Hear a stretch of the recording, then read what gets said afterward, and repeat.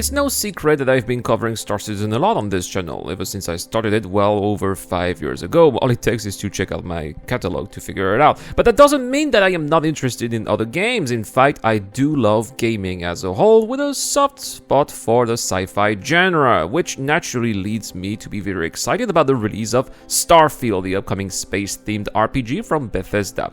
And because of that, I've started to gradually make more and more Starfield content on the channel, mainly because I feel like there is a lot to say about this game already, and one recurring topic I often see in the comment section is how players of other games, mainly Star Citizen in this case, are going to be disappointed by Starfield because it's different than Star Citizen, right? Well, to me, that's not a problem at all. In fact, I do celebrate those differences, and I certainly do not see in Starfield a Star Citizen killer or even a mere competitor. It is indeed a different game, playing in a different genre, although both games share the same space theme. And that is because I've been able to establish these differences that I believe that I've been able to set my expectations appropriately based on the information that I've gathered over the past year. And so that is why I have come up with 5 elements of Starfield that I find particularly appealing and that I know will not disappoint me when I will play the game. I'll first start with the story-driven questline here, and don't get me wrong, sandboxes are great. I really enjoy the ability to be dropped in a game universe and enjoy whatever content game developers have put at my disposal for me to enjoy based on what I can do with my imagination.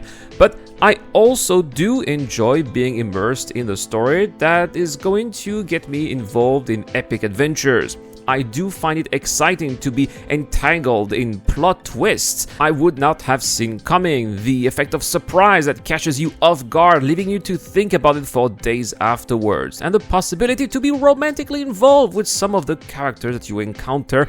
Yes, I know some of you will roll their eyes, but yes, the Eradicator is a romantic person. I seldom reveal that side of my personality, but it is something that I enjoy in games, and I always engage in such relationships with my characters whenever the opportunity presents itself, and I most certainly will in Starfield 2. And then, of course, there is the mystery that lurks in the lore of the game that we have been made aware of for years at this point. The process of revealing its secrets bit by bit is also something that I know I will find irresistibly compelling, and I will definitely spend an unreasonable amount of nights trying to progress through the story with finding whatever will happen next in the driving force behind it. Next, I'll talk about the game universe, which is quite relatable in this case, and that is really another aspect of Starfield that I find particularly appealing, and that's really the lore, especially the way it places itself comparing to our very own contemporary era. You see, in a lot of sci-fi universes, Earth has simply been put into oblivion, either for practical reasons usually. The stories takes place so far away in the future that it's been forgotten, or in some cases, it just doesn't even exist. I personally prefer knowing the fate of our world. I enjoy wandering around it and gaze at it, thinking about how close our own reality is going to be compared to the depiction displayed on my screen. And that's why the universe we'll have in Starfield will feel relatable. To me, at least, as the story only takes place 300 years in the future, and the Earth, while having endured a cataclysmic event, is still around, and apparently our solar system will still play a major role in the story. And the game taking place 300 years in the future, a lot of the tech of the lore will still feel familiar to a certain extent to what exists nowadays, thanks to the artistic approach that Bethesda sells called NASA-punk, a pun that relates to 19th century sci-fi steampunk style into a more relatable 21st century style, but placed in a futuristic context. I love the concept here, and I am sure that it will greatly contribute in having players losing themselves in the game. Next, I'll talk about the total freedom that we are given in the game here, and as much as I love story-driven games, I also enjoy the freedom to do whatever I want, whenever I please, and Starfield is going to let us do just that. If you want to ignore the main quest and do your own thing, then you will be able to do that, and there will be plenty of ways to do so, some that have been revealed to us, and surely plenty that have yet to be discovered. Among these activities will be exploration, resource collection, base building, piracy, law enforcement, smuggling, and if I forgot anything, please let me know in the comment section down below. Now, the interesting thing about doing these side activities is that while they do remain entirely optional, of course, games like Starfield always encourage us to take a look at them, mainly because at some point we'll need a new ship or higher skills, and this is where these side quest activities become really helpful. So, how will you level up and grind your way up in Starfield? Well, let me know in the comment section too. Next, talking about crafting and base building. I love that very much. One way I will definitely spend time outside of the main quest will be crafting various objects and especially building a base where I will be able to do so. I just love the concept of finding the right places with the right resources that are going to let me create the right items that I would need.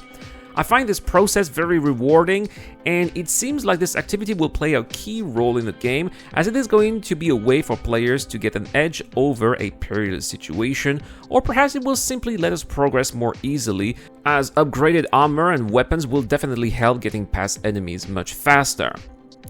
And then there is the base building aspect.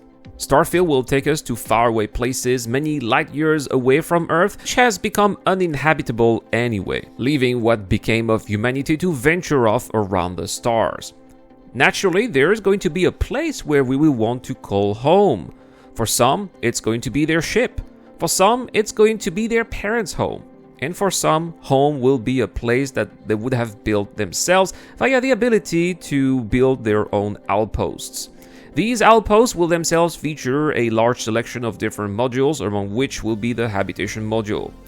These habitation modules will be places where we'll be able to store and display the various items we'll get to collect throughout our adventures, but I suspect that those will also be the perfect place to just take a break from our space adventures, look out at the window here, gazing at the exotic landscape that would unfold in front of our very eyes. And finally, I'll finish with exploration here, and the last aspect that I find appealing is Starfield is all the exploration opportunities that we will have to offer.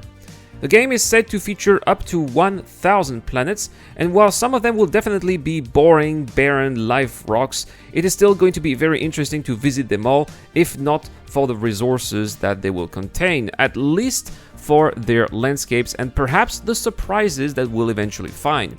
Will you accidentally discover an ancient alien artifact or structure? Will you find a stranded explorer who will eventually become part of your crew?